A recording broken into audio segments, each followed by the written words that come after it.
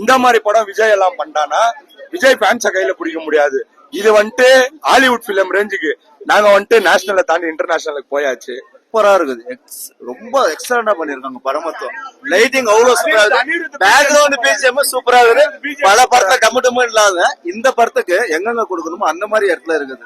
ஆனா ரொம்ப ரொம்ப சூப்பரா பண்ணி. இது வந்துட்டு ஆக்ஷன் பிலிம் இல்ல, த்ரில்லர் பிலிம் இல்ல, இது பக்கா family entertainment. Thank you very much மகிழ் திருமணி சார். எங்களை ஃபுல் சாட்டிஸ்ஃபைட் பண்ணிட்டாரு அவரு.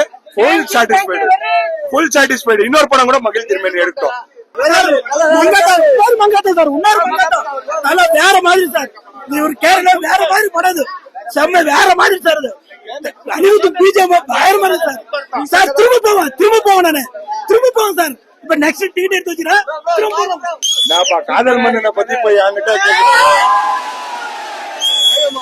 காதல் மன்னனை பத்தி என்கிட்ட கேட்கலாமா? லவ் சீன் எல்லாம் சூப்பரா ஒர்க் அவுட் ஆகுது. அப்படியே ஏன்னா ஒரு லவ் ஃபெயிலியர் லெவலுக்கு போயிட்டே இருக்குவாரு.